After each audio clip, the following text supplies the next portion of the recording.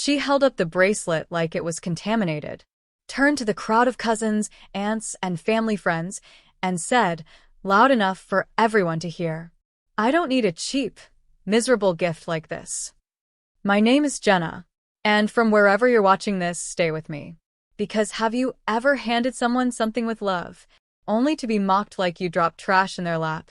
It was her birthday. I gave her a delicate, engraved bracelet, $500, real gold, wrapped with care. She opened it, took one look, and sneered like I'd insulted her entire bloodline. "Do you think I'm some kind of charity case?" she laughed. "Next time, save your pennies. This isn't high school anymore." People laughed. People I had grown up with. And my parents? They didn't stop her. They didn't say a word. In fact, my mother chuckled and said, "Well, your sister does have expensive taste." No one defended me. Not even once. So I stood there, face hot, smile frozen, throat burning with things I couldn't say. Then I quietly put my coat on, slipped out of the house, and left. Not one person followed. Not even a text. And that's when I realized I was never going to earn their respect by staying small, quiet, and generous. So I stopped explaining, stopped trying, and 2 weeks later, they found out through the grapevine, not from me, that I'd just bought an apartment. In cash. Downtown. Corner unit. Floor-to-ceiling windows. And worth more than everything they'd bragged about at that party, combined. My parents were stunned. My sister? Furious. And I hadn't even moved in yet. Because the thing about silent girls? We don't make noise. We make moves. And the bracelet she mocked? That was just the beginning. They called the next morning. My mother first. Her voice syrup-sweet but stiff. "Jenna, why didn't you tell us about the apartment?" I paused. Because that's what she was asking, not how I was doing, not why I left the party humiliated, just why I didn't give them the chance to gawk. I replied simply, "Because you all made it clear what I was worth." She went silent, then cleared her throat. "You know your sister was just being playful. You shouldn't have taken it so personally." Playful. As if being publicly degraded in front of 50 people was a game I forgot to laugh at. "I didn't," I said. "I took it quietly. Then I took my savings and bought a place where no one could speak to me like that again." Click. One by one, the calls came in. My aunt, my cousin, even my dad, who rarely called unless something broke in the house. "You paid in cash?" That's all he asked. Not "congratulations." Not "I'm proud of you." Just disbelief coated in bitterness. I knew why. Because they'd spent years treating me like the underachiever. The girl with hobbies, not a career. The one who always showed up with thoughtful gifts, but never matched their loud, luxurious flexes. But what they didn't know, while they were busy measuring worth in car brands and vacation photos, I was building equity in silence. Every check I didn't blow on status symbols, it went into that apartment. Every hour they laughed at my little freelance work, it paid for that view. So when my sister texted me 3 days later with, "Where did you get that kind of money? Did someone die or something?" I didn't answer. I just posted a photo to my Instagram story. My keys. The gold bracelet she threw back at me, now hanging on the doorknob of a custom-built closet. Captioned, "You thought it was cheap. I used it to open the next chapter." She left me on read. But I wasn't done. Because if they thought buying the apartment was the climax, they had no idea what was coming next. A week after the photo, the energy shifted. Suddenly, I was interesting to them. Not loved. Not respected. Just rebranded. The sister they once mocked for being too quiet, too modest, too frugal, now had leverage. My cousin Mia called to catch up. Said she always knew I'd do something big. Lies. I remember when she laughed as my sister tossed the bracelet aside like a napkin. But I let her talk.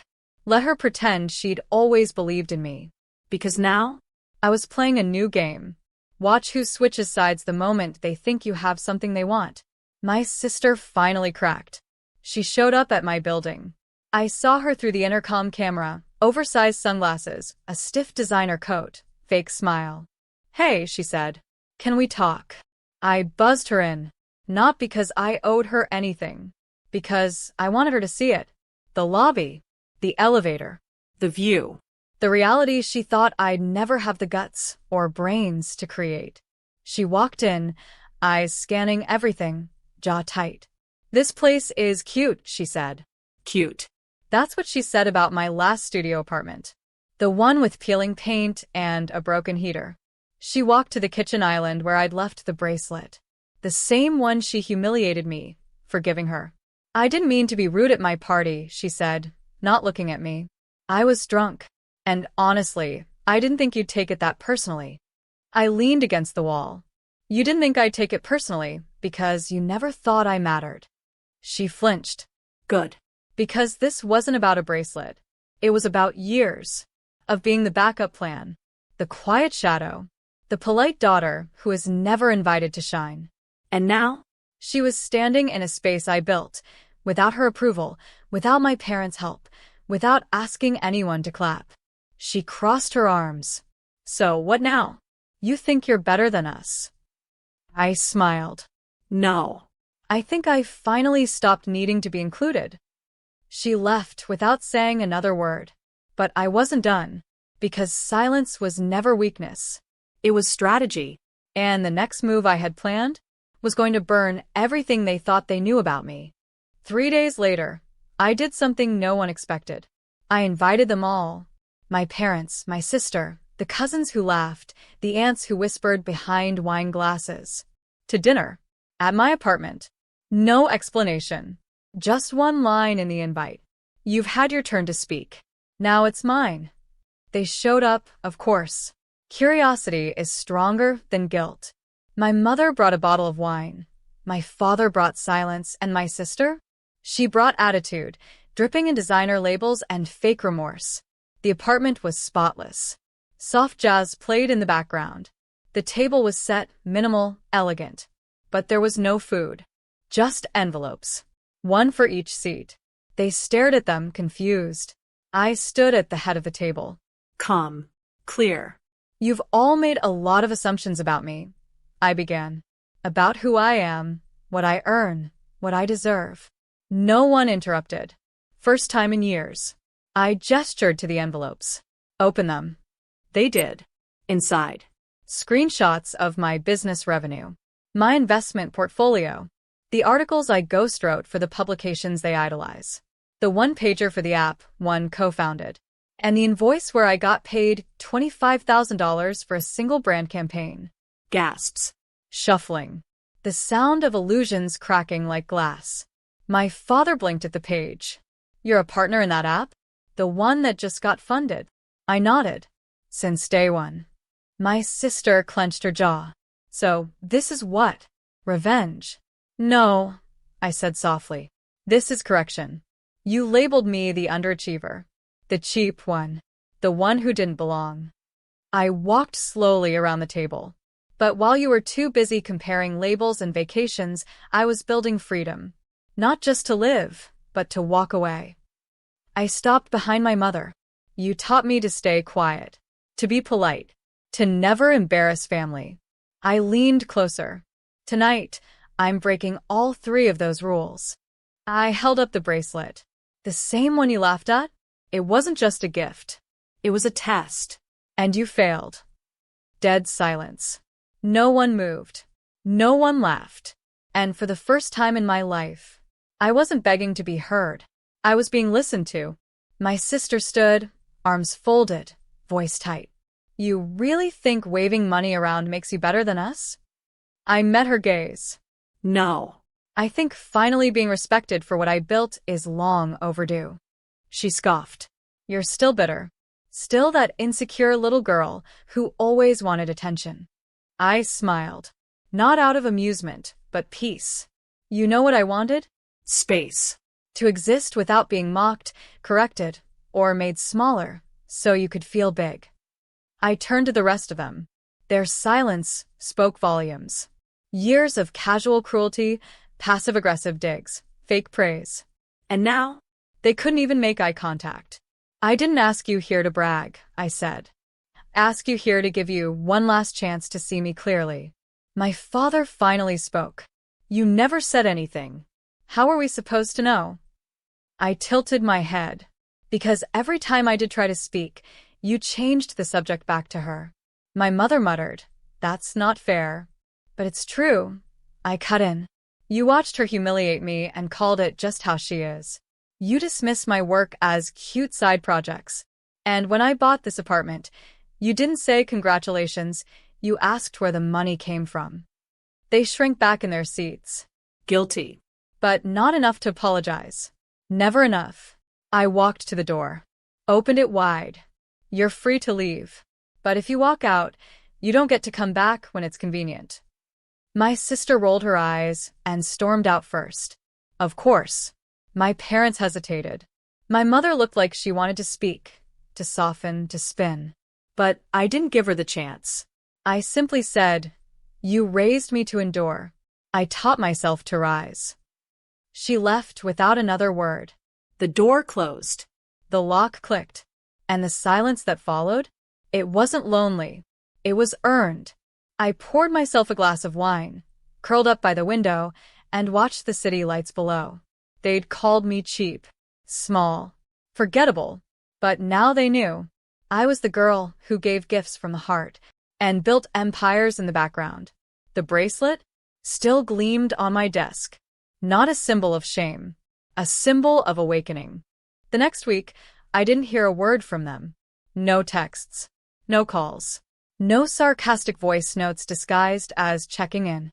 And it felt clean, like finally stepping out of a room that had reeked for years, but you were too polite to say it out loud. I went to work, closed a new brand deal, interviewed 2 interns for the app startup, met a developer for coffee, and signed off on a 6-figure valuation I'd helped build from my living room. And still, they stayed quiet. Until one afternoon, I got a DM request from a cousin I hadn't spoken to since the birthday party. "Hey, your mom's been crying. Says you've turned cold. Says you've changed." Changed? Maybe I had. Maybe choosing myself after decades of emotional discounting did look like rebellion to people who only respected compliance. But that night, I got the message that sealed it. A screenshot. My sister. Selling the bracelet online. Captioned, "Never worn. Too sentimental. $450 or best offer." Too sentimental. I laughed. Laughed so hard, I cried. Not from pain. From confirmation. Because when people can't destroy you, they'll try to profit off the last thing they mocked. I didn't reply. Didn't buy it back. Instead, I posted a photo of my wrist. A new bracelet. Simple, elegant. Double the price of the one she discarded. Captioned, "Piece fits better than diamonds ever did." Within minutes, DMs started flooding in. Women who had been called ungrateful, dramatic, selfish, for drawing lines where others wanted free rein. You're not cold. You're just done bleeding for people who never offered a bandage. Thank you for showing us what quiet revenge looks like. And it hit me. I wasn't just healing.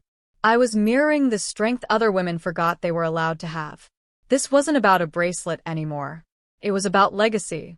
And I was done letting mine be written by people who only showed up when there was something to judge or something to take. Let them sell their version of the story. I was building mine. The silence didn't last forever. It never does, not when guilt starts to itch. My mother showed up at my building unannounced. Hair done, makeup on, clutching a tray of her famous lemon bars like sugar could sweeten decades. I saw her through the peephole and hesitated. But I opened the door. Because sometimes closure doesn't come in silence. Sometimes it walks in wearing perfume and pretending it never looked away. She smiled. "I just wanted to see you. The apartment looks lovely." I stepped aside, let her in. She glanced at the walls, the furniture, the view. Everything she used to imply I'd never have unless I married rich or got lucky. Now it surrounded her. I let the silence stretch. She finally sat down and said softly, "We didn't realize how hard you were working." I raised an eyebrow. "You didn't want to know." She flinched, then nodded. "I think we underestimated you. Your sister, well, you know how she is. She always wanted the spotlight." I smiled, but it didn't reach my eyes. I didn't want the spotlight. I wanted respect. But since that was too expensive for this family, I paid for my peace instead. She looked down at her hands. Your father regrets not saying something at the party. I stood. You all said something. Every silence. Every laugh. Every shrug when she belittled me. That was something. She stood too, blinking fast. We miss you. I walked her to the door. I don't miss begging to be seen. She looked like she wanted to cry. But this time, I didn't reach out to comfort her. Because I wasn't her daughter at that moment. I was her mirror. And she didn't like what she saw. She placed the tray down on the console. I'll go. I nodded. You already did. A long time ago. And when the door closed behind her, I didn't collapse. I cleaned up, lit a candle, took a shower, then sat on my bed, holding the new bracelet, my bracelet. Not a gift, not a peace offering, just a symbol that I could choose myself every single time and never look back. It's been 3 months since I closed that door. 3 months since I returned the lemon bars untouched to the front desk with a note. You can't bake over what you broke. No one came again after that. No visits. No texts. No guilt-wrapped apologies tied in excuses. Just silence. But this time it was mine. I filled my apartment with light. Plants I used to kill are now thriving on the windowsill. I hosted a dinner. Real friends only. No blood ties required. They raised glasses to me. Not because I'd bought a place, but because I'd rewritten the script. My sister? She tried to rebuild her image online. Posted a reel about forgiveness and family drama. Tried to sell a narrative that she was the victim of jealousy, isolation, betrayal. She never mentioned my name. She didn't have to. Everyone knew. And her followers? They vanished faster than the bracelet listing. Because people can smell fake now. And she reeked of it. One day, I got a DM from a stranger. She mocked you for a $500 gift? That bracelet costs more than her entire self-worth. I'm glad you walked away. I smiled. Not because it validated me, but because it reminded me, when you stop shrinking for people who can't stretch to meet you, they disappear. And you don't miss them. You just breathe better. I now wear a bracelet every day. Not for the gold, but as a reminder that kindness doesn't mean silence. That family can be the first place you lose yourself and the last place you ever find redemption.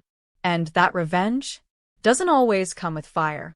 Sometimes it comes with ownership of your story, your peace, your space. And the best part? They'll spend their lives trying to explain why you don't look back, while you spend yours never needing to.